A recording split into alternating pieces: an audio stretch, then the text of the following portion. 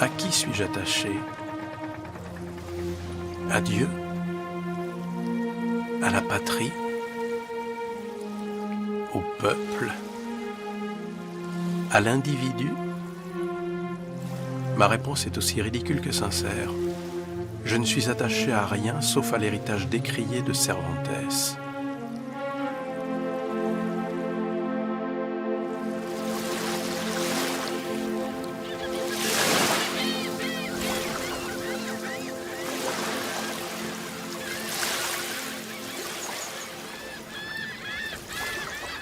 Milan Kundera vogue au milieu de sa vie. Et le roman, cet héritage de Cervantes dont il parle, est devenu sa seule passion, l'objet de sa créativité et le thème principal de sa réflexion. Contraint par le destin à vivre une odyssée, il n'est plus tchèque, il n'est pas encore français, il est romancier. Il n'a plus d'autre foyer que son art. Il largue les amarres et part à la conquête d'une œuvre novatrice.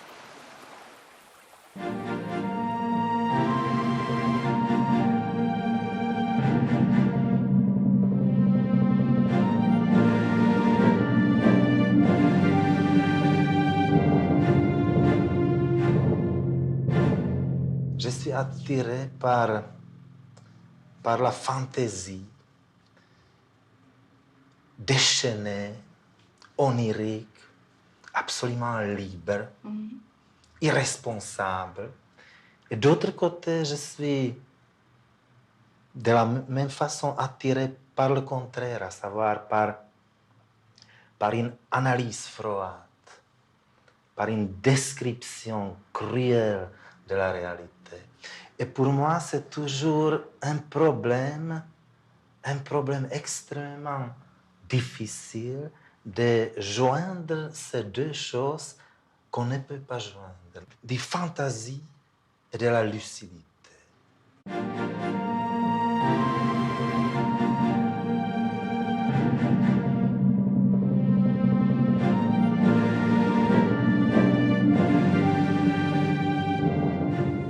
It's very interesting for me to see how Milan Kundera, as he deals with heavy subjects, power, history, the burden of history, memory, all these, the atmosphere, within that atmosphere, human relations, you know, seemingly small, seemingly mundane, seemingly ordinary human relations about the desire to be loved, you know, but how love always eludes us, about sexuality, how we're obsessed with, you know, the minute things in life when such big, big things are happening around us.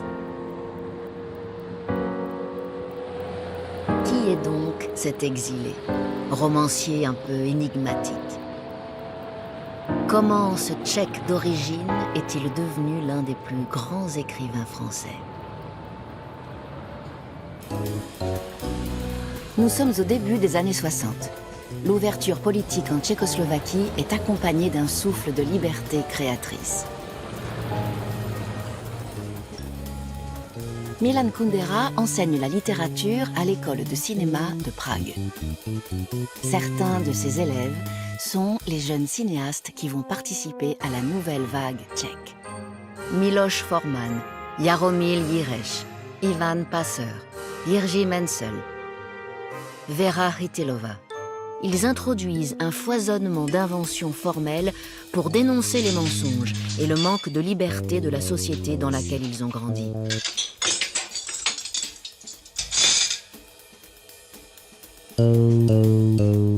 Lvo, hele, něco jsem našla.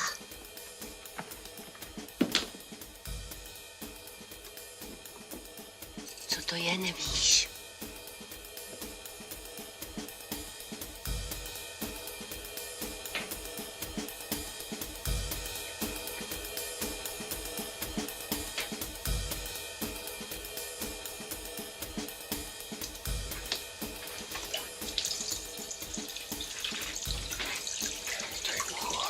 Ne.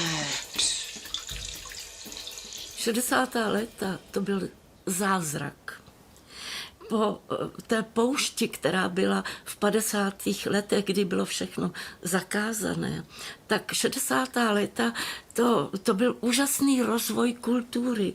To byla nejenom nová filmová vlna, ale to bylo v celé kultuře, v literatuře, ve zpěvu. Najednou se spousta věcí směla. A my jsme tím žili.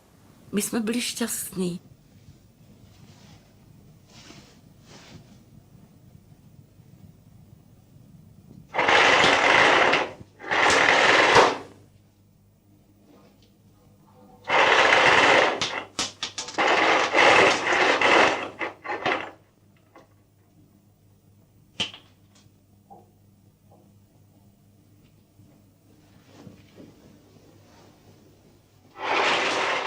Co bylo ze všeho nejdůležitější, že z těch komunistů se stali reformní komunisté.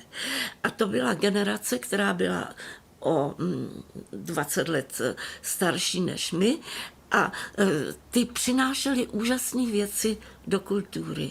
La culture s'est progressivement émancipée des contraintes idéologiques et finalement elle a contribué par sa diffusion dans la société à désagréger, à dissoudre la structure communiste. En 1967, au Congrès des écrivains tchécoslovaques, les auteurs manifestent leur désaccord total avec la ligne politique du parti. Et Milan Kundera prononce un discours qui lui vaudra une procédure disciplinaire. Ten projev byl založen na představě, že naše státnost, naše státní existence, naše státní samostatnost není samozřejmá. A že my musíme zdůvodnit právo na ten samostatný stát kulturními činy. C'est le problème des petites nations. Ce sont des petites nations dont l'existence ne va pas de soi. Et donc, ce sont les petites nations qui doivent en quelque sorte, entre guillemets, justifier leur existence par l'apport qu'elles font à la culture européenne ou à la culture universelle. C'est pas du tout l'idée de la fermeture sur l'identité, c'est au contraire l'idée que la culture des petites nations contribue à la richesse de la culture européenne. En dehors de ses cours et de son engagement aux côtés des écrivains, Milan Kundera travaille d'arrache-pied sur son premier roman. Il y met ses tripes. C'est l'histoire d'une blague estudiantine qui, en temps normal, n'aurait aucune conséquence. Sauf que l'histoire est située en 1949, après la prise du pouvoir par les communistes en Tchécoslovaquie. V roce 67 vyšel jeho žert. A to byla rána. Protože on to napsal v 65. roce. To bylo něco neuvěřitelného. On zúčtoval s komunismem po roce 48. Ludvík, le héros, est un jeune étudiant épris de la belle Markéta, qui, au lieu de partir avec lui en vacances, s'en va à un stage de formation du parti. Dépité, frustré, jaloux, Ludvík lui envoie une carte postale où il écrit « L'optimisme est l'opium du genre humain. L'esprit sain pue la connerie. Vive Trotsky, ton Ludvík. » Cette plaisanterie va gâcher sa vie. Předkládám vám návrh výboru na vyloučení Ludvíka Jána jak ze strany, tak z fakulty.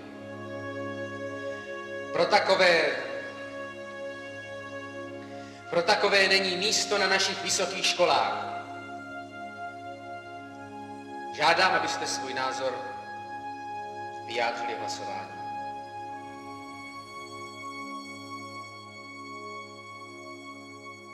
Même Markéta, après une légère hésitation, lève la main. Ludvík écopera de 7 ans de travaux forcés. Le caractère de notre histoire était assez drôle. Et il a, d'après mon avis, il a un caractère tragique-grotesque. Nous avons vécu vraiment une une grande plaisanterie de l'histoire. Alors, c'est autre sens de ces notions, la plaisanterie. Ten žert je jedna z nejlepších diagnóz vlastně totalitarismu. Že v tom totalitarismu nemůžete ani žertovat, ale nemůžete se ani pomstít, protože každá ta pomsta se stává žertem a každý ten žert se proměňuje divné ve vraždu, se proměňuje v něco strašného, v hrozný trest. V tom románu je jaký hluboký ten závěr, kdy on vlastně, ta lidová hudba, ta lidová hudba najednou, které se ty komunisti zmocnili a vlastně ji zneužívali, tak on ji tam najednou objeví v tom existenciální věčné formě.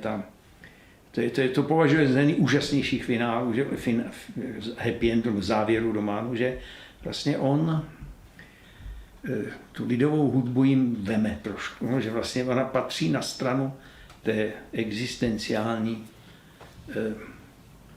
lidské dimenze. Dans son roman, Milan Kundera décrit avec recul et ironie mordante une époque qu'il a connue lorsqu'il avait 20 ans. Il est né en 1929 à Brno, au cœur de la Tchécoslovaquie. Une jeune démocratie issue de la désintégration de l'Autriche-Hongrie.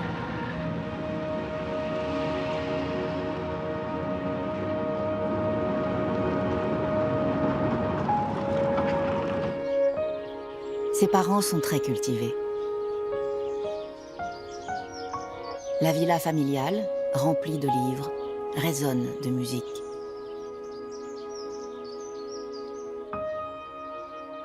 Sa mère, Milada, travaille au Conservatoire national de Brno. C'est là qu'elle rencontre son futur mari, Ludvík, membre du Parti communiste tchécoslovaque, mais aussi excellent pianiste et assistant de Leoš Janáček. Ludvík Kundera deviendra le premier recteur de l'Académie de musique de Brno.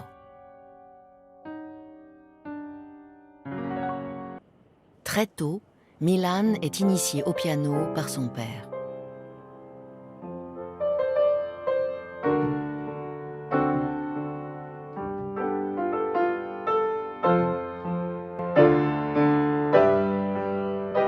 To bylo obdivuhodný. On prostě hrál na klavír takový ty, co tenkrát se ještě u nás nehrálo, takový ty západácký formy, jo. To nebylo nic konkrétního, ale prostě mlátil do těch kláves, prostě ty prsty mu tam jenom jezdili po té klaviatuře, úplně jako virtuózním způsobem.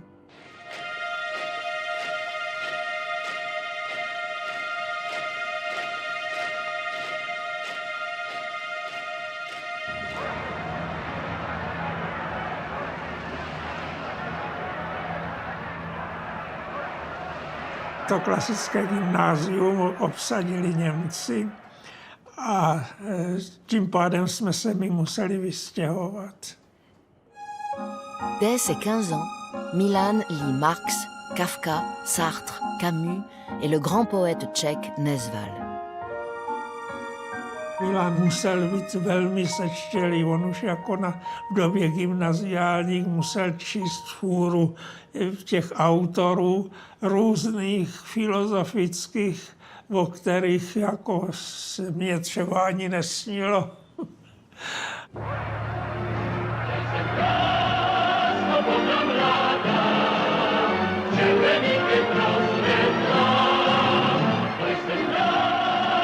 Après la Libération, Milan est rédacteur en chef du journal du lycée, orienté très à gauche.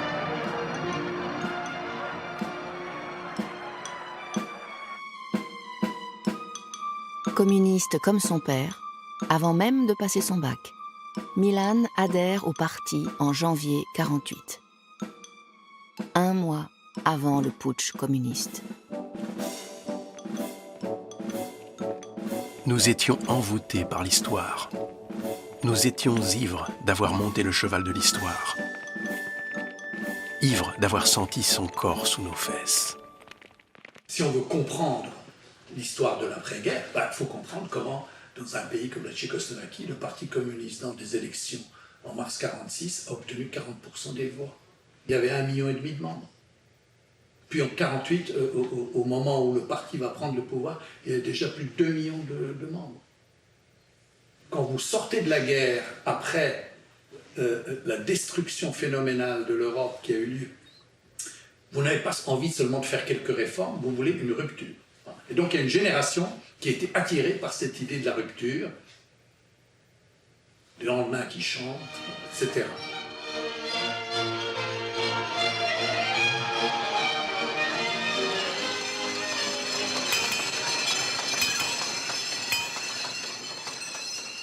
Quand s'ouvriront les cellules, il en sortira plus fort, plus jeune. De la profondeur de ses yeux jaillira la lueur des fenêtres du Kremlin. Je le vois déjà. Il marche au premier rang. Quand le parti le rappelle à la grève, j'entends sa voix dans les chants des manifestations. Avanti popolo. Au combat encore. Jeune poète ardent, Milan Kundera arrive à Prague. Il va étudier à l'école de cinéma, dans la section écriture de scénario. Il est fasciné par la capitale. La vie s'ouvre à lui.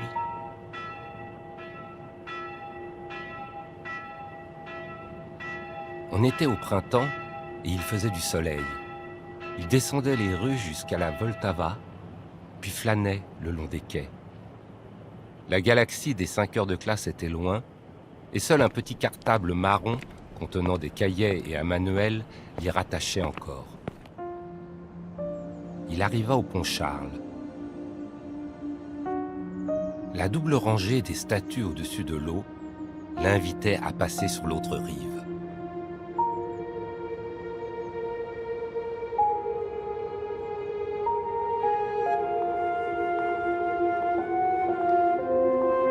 Il plongeait son regard dans les yeux de la fille blonde et il savait qu'il ne devait pas se prêter au jeu truqué qui fait passer le provisoire pour l'éternel et le petit pour le grand. Qu'il ne devait pas se prêter au jeu truqué qui s'appelle l'amour.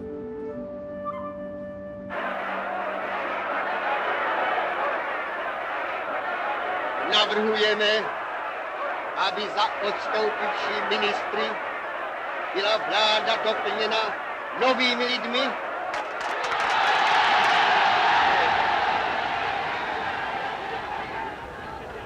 En février 1948, le putsch communiste usurpe le pouvoir et balaie le multipartisme et la tradition démocratique tchécoslovaque.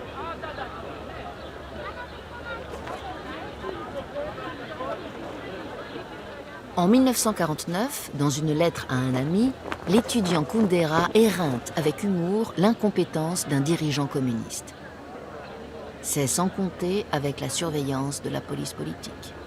Il est exclu du parti. Les années 50 seront terribles. Les procès politiques, orchestrés depuis Moscou, condamnent les ennemis de classe aux travaux forcés ou à la pendaison. Les accusés récitent des aveux fabriqués, appris par cœur.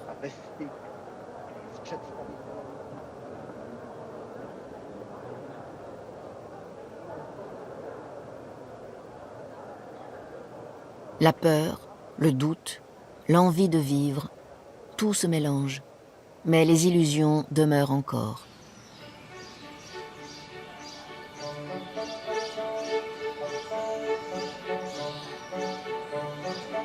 En 1953, à 24 ans, Milan Kundera publie « L'homme, ce vaste jardin », son premier recueil de poésie engagée. Suivi d'un deuxième, le dernier mai. Il est réhabilité et réintégré au sein du parti. Beaucoup ont cru que le socialisme était l'avenir de l'humanité et ont très vite déchanté. Et d'ailleurs, le roman de Kundera, y compris La plaisanterie, c'est un roman, on peut lire ça comme le roman du désenchantement. Et donc c'est une génération, justement à cause avec son désenchantement, qui a ensuite contribué en 1968 à essayer de donner un second souffle à l'idée du socialisme. po 20 letech se začalo normálně mluvit s občany před nabitými velkými sály. Mluvilo se o politických procesech, o tom, co se všechno dělo špatně těch 20 let. A to byla nejkrásnější doba mého života.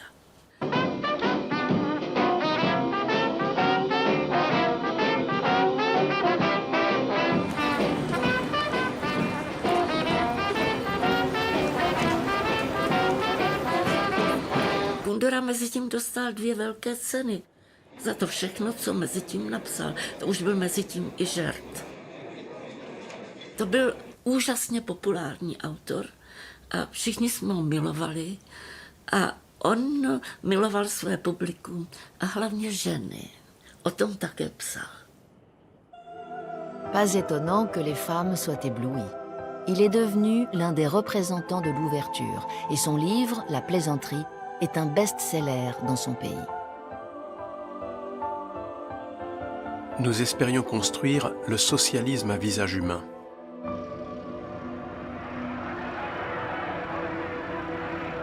Et c'est là que nous est tombé sur la tête le drame de notre vie.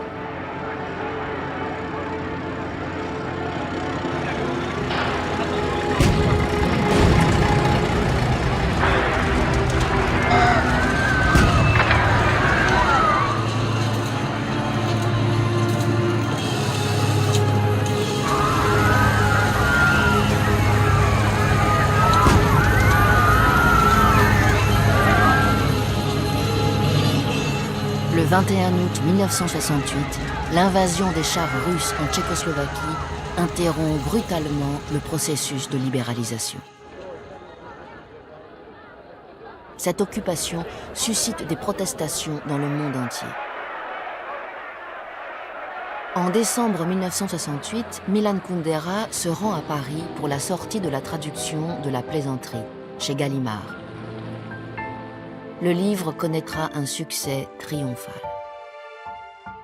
Aragon hat natürlich eine sehr wichtige Rolle gespielt bei der Einführung Kunderas in Frankreich. Er hat ja das Vorwort für den Roman Der Schätz verfasst, hat aber ganz klar die politische Lektüre hervorgehoben. Und er hat ja diesen Roman als Roman idéologique par excellence bezeichnet. Ideologique war für Kundera wahrscheinlich eher ein Schimpfwort, aber für Aragon war das eine Qualität. Je pensais toujours que j'écris un roman d'amour.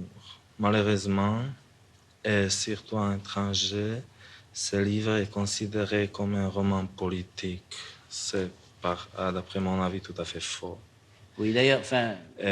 Naturellement, cet roman d'amour, cet amour est tout à fait déterminé par les conditions historiques qui sont, d'après mon avis, tout à fait uniques et sans précédent.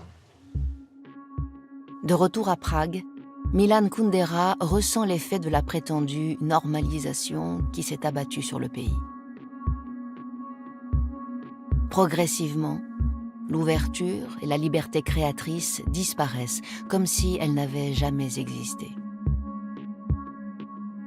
En 1969, Kundera perd son poste de maître de conférence à l'école de cinéma. Il ne peut plus publier. Et en 1972, ses livres sont retirés des bibliothèques. Il est surveillé et empêché de voyager.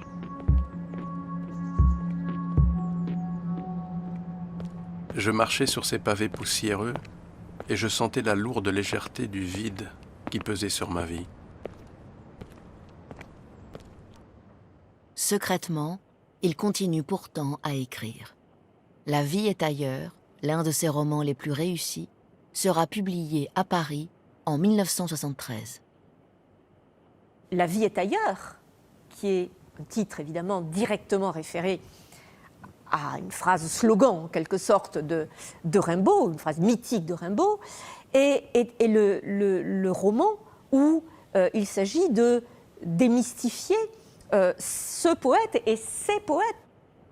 Pour un Kundera plus mature, hein, l'âge lyrique, c'est l'âge du pathos, c'est l'âge de l'erreur, des errements, et il établit une distinction assez nette, Kundera, et je crois qu'il faut la reprendre, entre poésie et lyrisme.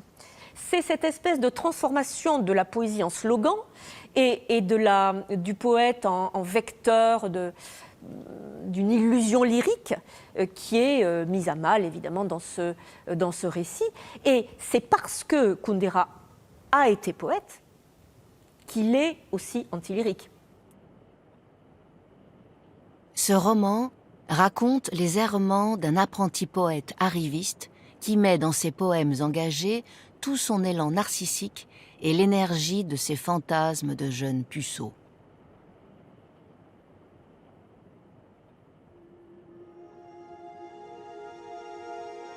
Il se reprit à imaginer la scène.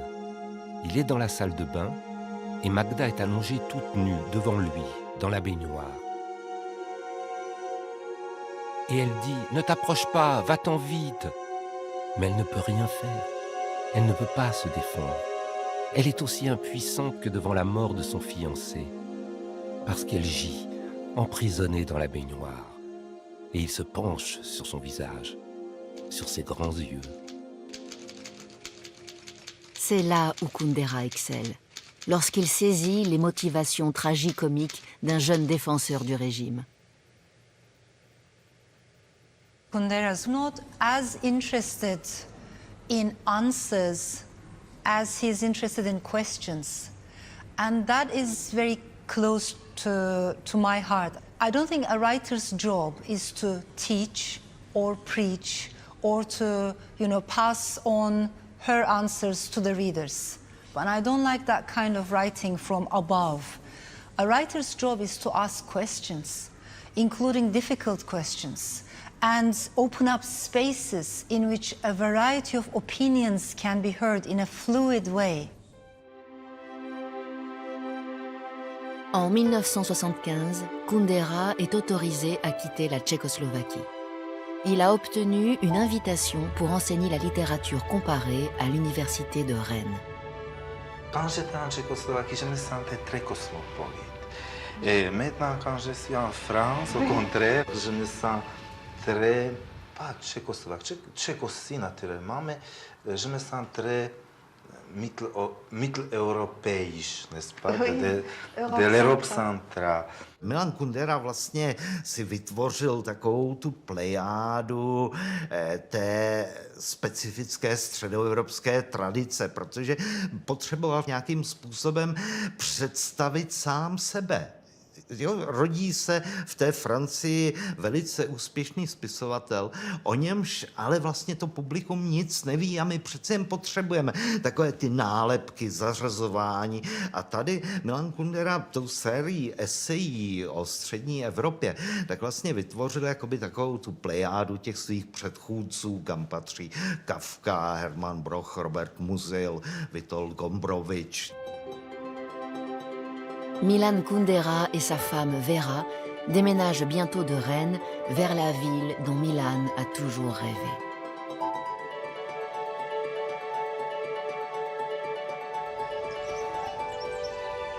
À Paris, il devient directeur d'études à l'école des hautes études. Paris symbolise pour lui la grande culture française dont il débattait avec son père et tous ces auteurs qu'il lisait depuis son plus jeune âge. So hat Kundera eigentlich nie von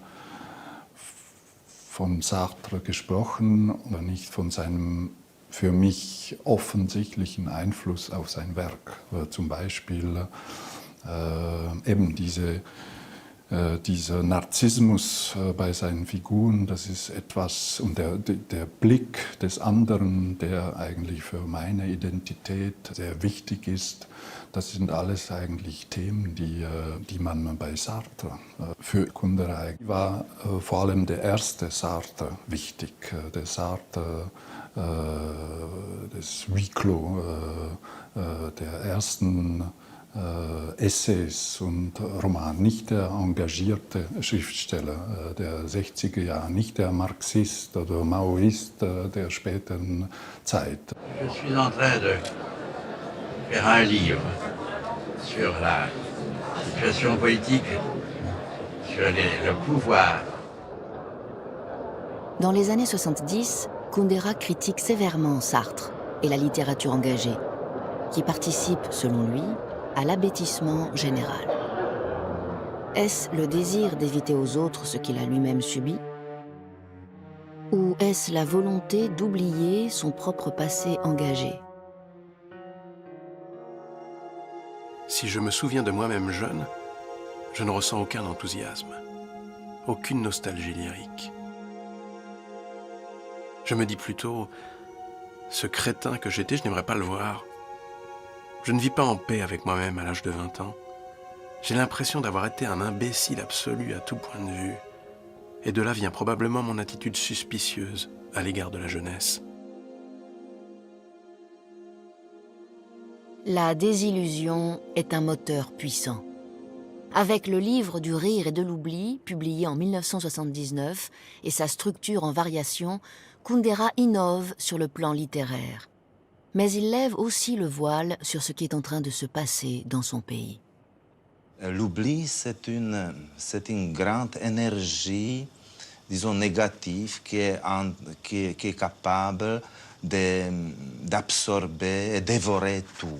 Et aujourd'hui, il y a des pouvoirs qui savent utiliser cette énergie négative qui organise l'oubli. Celui qui est visé, c'est le dirigeant tchécoslovaque. Kundera le baptise « président de l'oubli ». Le résultat est immédiat. Son pays natal lui retire sa nationalité. Aujourd'hui, à Prague, tout est plus ou moins manipulé, dirigé, surveillé, contrôlé par les Russes. Alors, dans cette histoire, il y a un paradoxe très intéressant. Ce sont les Russes qui ont privé un Tchèque de sa nationalité. Ce sont les Russes qui ont dit « tu n'es plus tchèque ». Kundera n'est plus tchèque et il n'est pas encore français. Il plonge dans l'écriture, son unique foyer désormais. Son nouveau roman sera le dernier à parler de l'histoire tchèque et deviendra un succès planétaire. L'insoutenable légèreté de l'être, titre que Kundera a imposé à ses éditeurs qui au départ n'étaient pas très chauds, si je puis dire, notamment aussi avec tous ces termes abstraits que Kundera mettait dans les titres. Il a été aussitôt très bien reçu en France, à l'étranger. Jeune, un peu intéressé par la littérature, donc tout le monde lisait Insoutenable légèreté de l'être, quoi. Et tout le monde ne jurait que par Céline, par Proust et par Kundera. Tous ceux qui étaient intéressés par le roman, il avait ce niveau-là de notoriété littéraire. Ouais, c'était une superstar. Et d'ailleurs, une adaptation du livre de la superstar est dans l'air. À cette époque, Miloš Forman tourne Amadeus à Prague. Miloš Forman introduced us to his teacher at the film school, Milan Kundera, through his books. We read several of his books, and the one that Miloš was very interested in was The Unbearable Lightness of Being. But he said it's impossible due to the political situation for me to do the film. I would never be able to come back into Czechoslovakia and see my sons who lived there. And therefore we contacted Phil Kaufman. We wouldn't get any permission to shoot in Prague because of the political subject of the book. So we focused on Paris instead.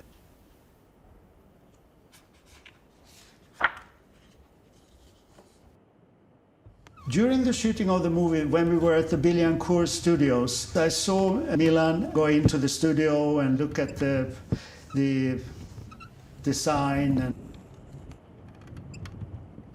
And he said, I can't believe it. It looks absolutely like Prague.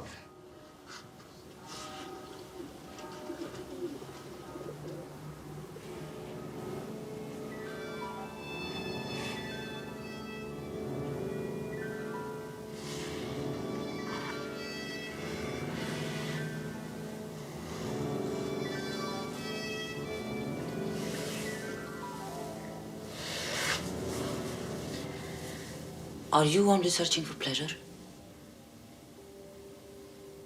Or is every woman a new land whose secrets you want to discover?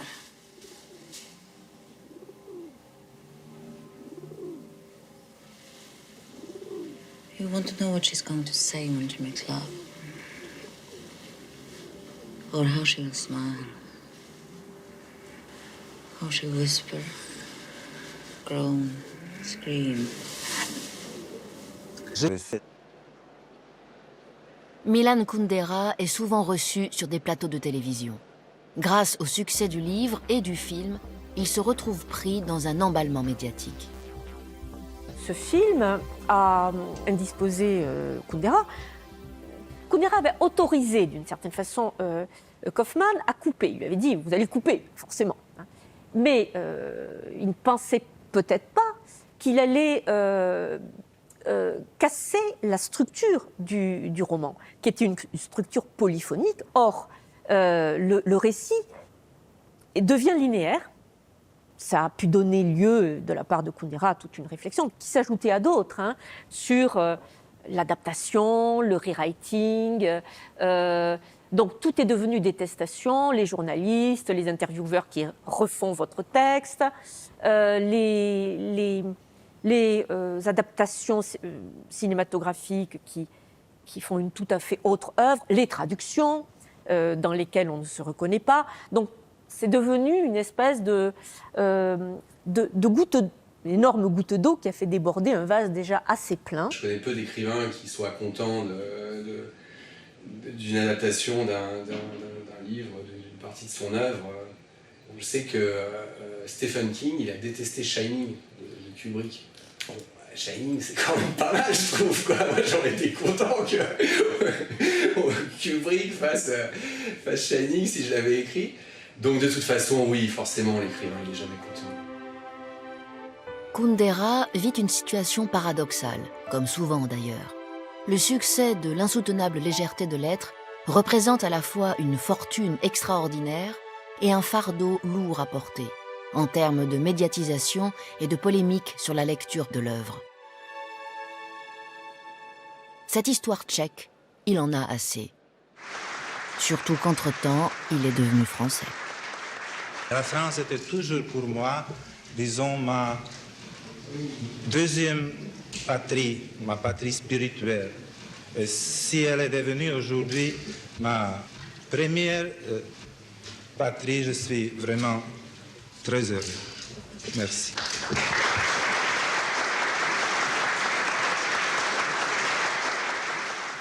J'ai eu le fort sentiment que quelque chose s'était définitivement fermé, que je ne reviendrai plus à la thématique de l'histoire tchèque.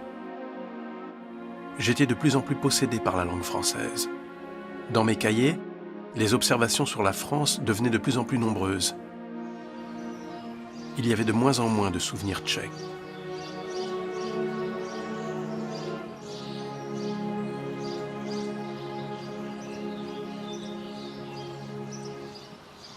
Quand ma mère est morte là-bas en 1984, cela a coupé le dernier fil qui me liait à mon ancienne patrie.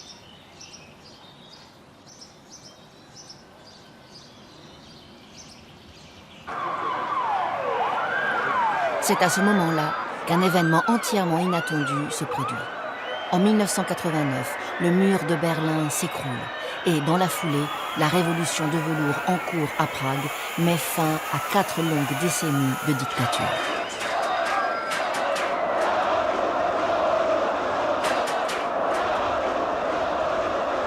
Lors de la fin de l'occupation de la Tchécoslovaquie, le sentiment d'une immense joie m'a envahi, mais aussi de la mélancolie.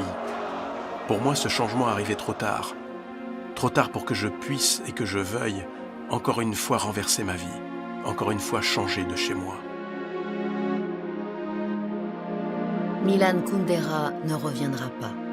En revanche, ses livres commencent peu à peu à être publiés en République tchèque.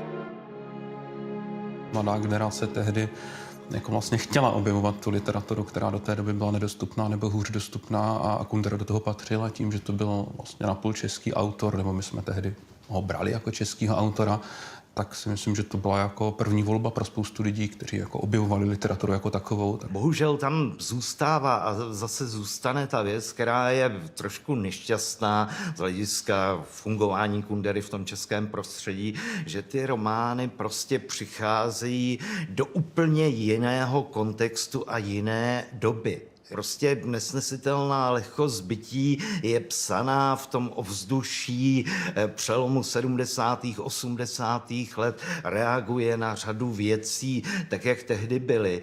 Ale my ji čteme v roce 2007 nebo 2010 a vlastně jenom ty první dvě prózy, Směšné lásky a žert, tak přišly v češtině do toho přirozeného kontextu. Všechno ostatní přicházelo jako pozdě a do úplně jiného kontextu.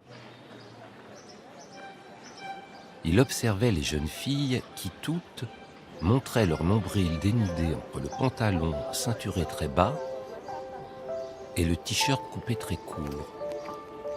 Il était captivé.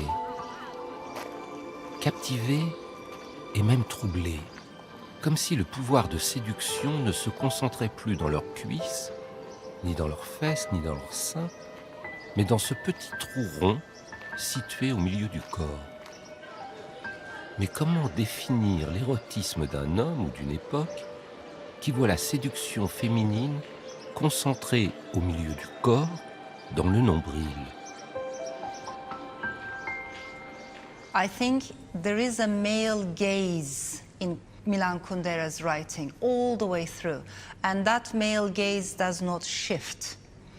So in a way, the man or the male gaze is the seer, the woman is the seen, and that troubles me. That doesn't mean his women are weak. It doesn't mean the women he portrays are passive. But the women are always the ones that are seen. So the male gaze is at the center.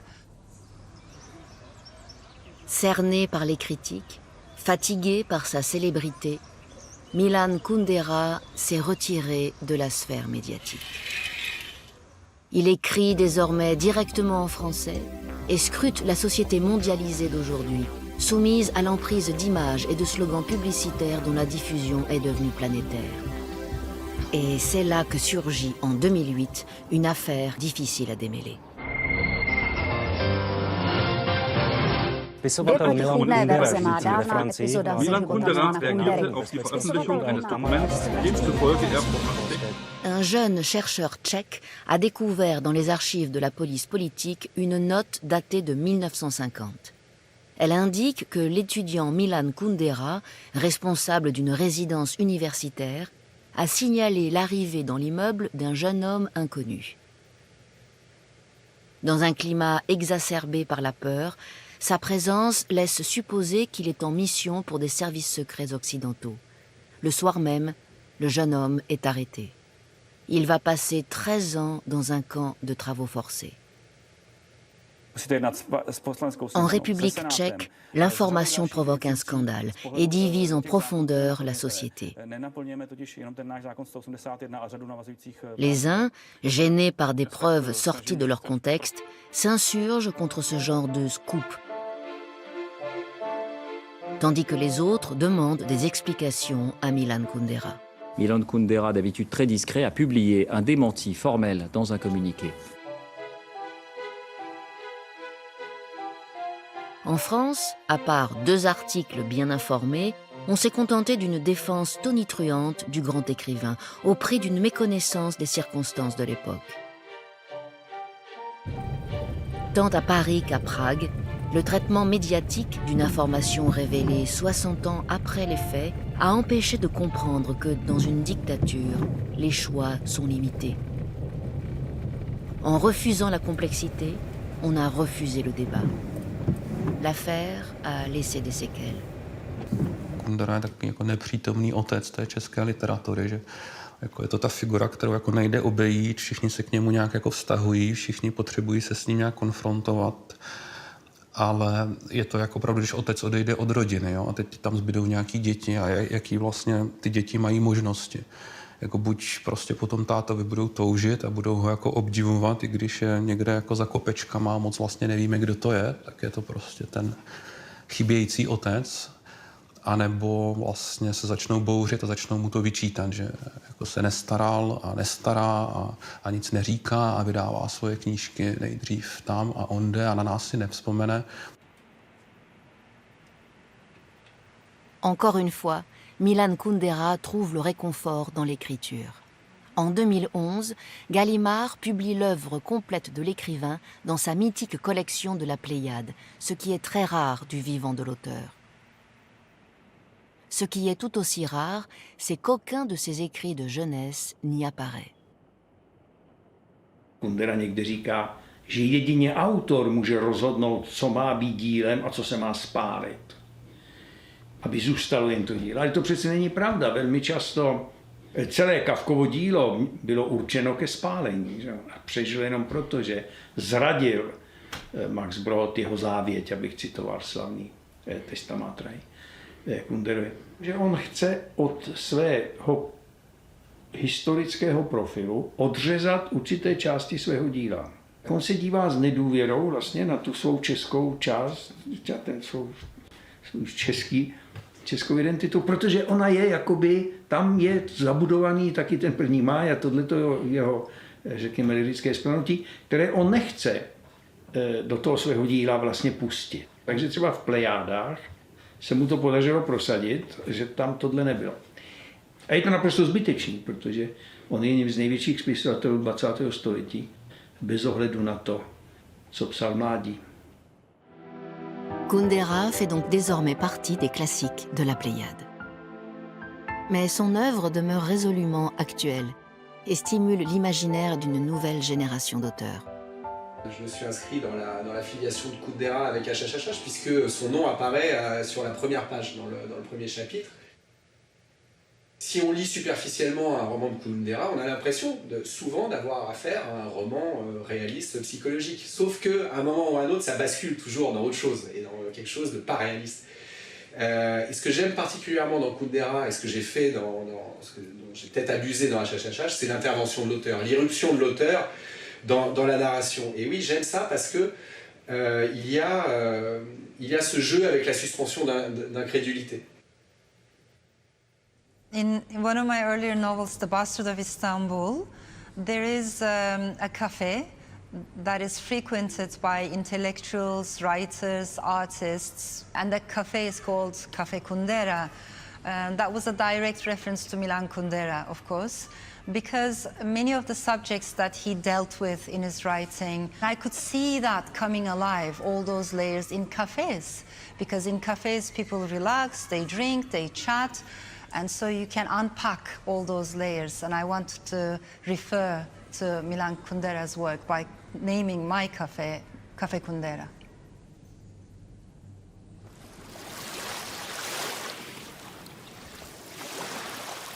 Le voyage d'Ulysse arrive à son terme. C'est la fin de la journée, l'instant chargé de mystère que Kundera affectionne, quand le ciel éclate de toutes les nuances de pourpre. Notre voyageur revoit tout son périple.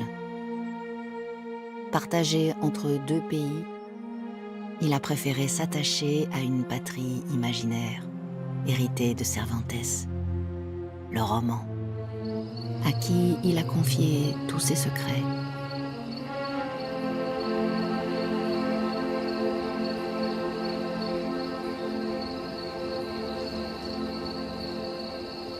Puis tout à coup, nous voyons notre propre mort devant nous. Et il est impossible de l'écarter de notre champ visuel.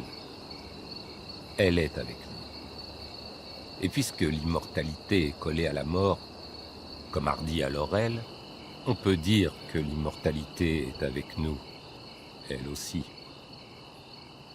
À peine avons-nous découvert sa présence que nous commençons fiévreusement à prendre soin d'elle.